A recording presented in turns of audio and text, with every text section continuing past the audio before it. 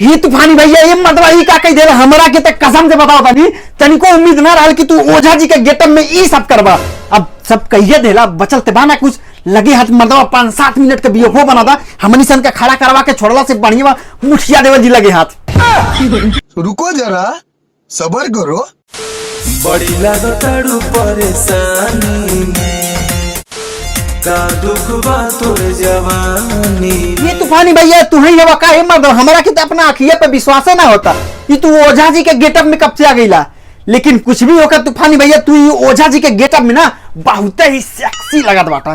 तो हम तोरा से एक बात कहल चाहता नहीं कि तू बस सेक्सी बस लगिया तू सेक्स ना करे लगिया ओकरे साथ में। तो चला अपना गाना के माध्यम से तू आगे ज्ञान पेला। नीचे ऊपर से तो तुम पीछो ही भौजी इतना काहे कहर के बोलत बाटू तू बाबा से ताबीज बनवावे गइल बाटू ना कि बाबा से पेलवावे।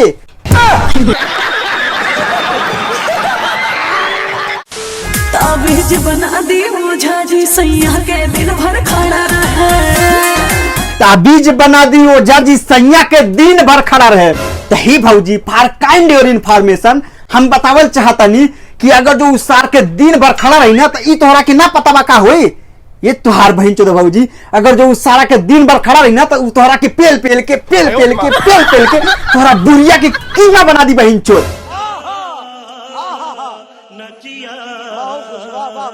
दिन दुपहरिया लुटे लहरिया झुमके न हरदम आड़ा रहे।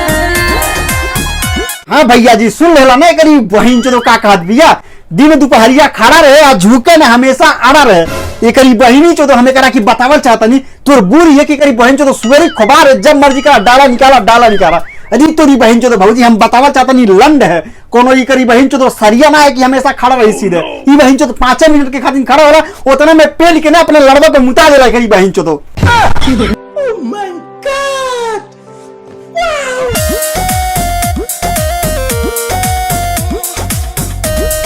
ही तोरी बहिन चोदो का ओकरा कनमा में ओकरा गलिया में ते का खोदियावा ताड़े। अगर जो तोरा के तूफानी भैया से पेलवैला ही के बाद ना तो ओकर लुंगिया में हाथवा डाल के जींस तो ना पहले लुंगिया में हाथवा डाल के धीरे से मुठिया दे खड़ा हो जाई तोरा के पटक के पेल दी।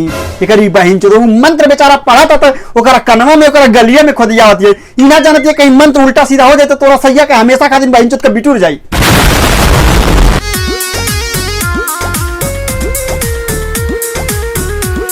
हे सर तू करियर का चादर से हमारा ले गई तूफानिया तोहरा मेहरारू के। अब हमारा की ही ना समझ में आवता कि वो सर नहीं तो तहबीज बनाई कि 5-7 मिनट के लगे हाथ बीएफ बना के लेके आई। ताबीज में कौन चूक भइल सैया के फिर से झुक गई। ताबीज में कोनो चूक भइल असैया के झुक गई।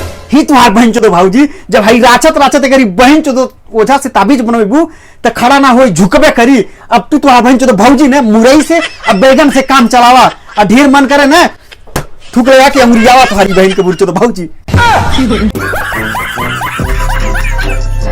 बबी बोला का परेशानी बा कोना बात के तोहरा हानि बा। हे सार खोजब तोहरा बहिनी के भतार और तोहरा के पेल के दे हम अपना लड़वा पे हागा। सार नहीं तो कौना बात कहानी बा तू डॉक्टर हुआ तू भगवान हुआ कौना बात कहानी बा। ताबीज बना दी ओझा जी फूलवना दोनों बढ़ जाए। ही भौजी ताबीज बनवाला से करी बहन चो तो तोहार फुलौना ना फूली तुहार फुलौना आवाज करी बहन चो तो हम दोनों हाथवा से दाब के ऐसा गुब्बारा के तरह फुला दिए करी बहन चो तो आई एम रेडी फॉर लंड उघार। कहीं लंड उघार के तैयार बता भैया जी। ये सार लंड उघार के एकरा से तैयार बानी कि भौजी के खाली निचला से ना फूली ना नीचवा से सुई लगाए और ऊपरा से निसब तय करी बहन चो तो भौजी का फुलौना जल्दी से फूल जाई। समझ रहे हो ना।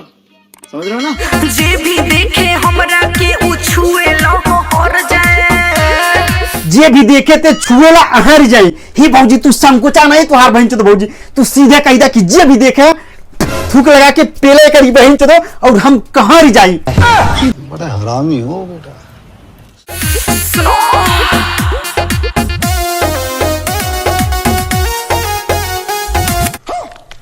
ये सब देखला के बाद में भैया जी हमारा के ये लगा था कि बहन चो भोजपुरी इंडस्ट्री ना रह गई बा ये करी बहन चो तो बीएफ इंडस्ट्री हो गई बा।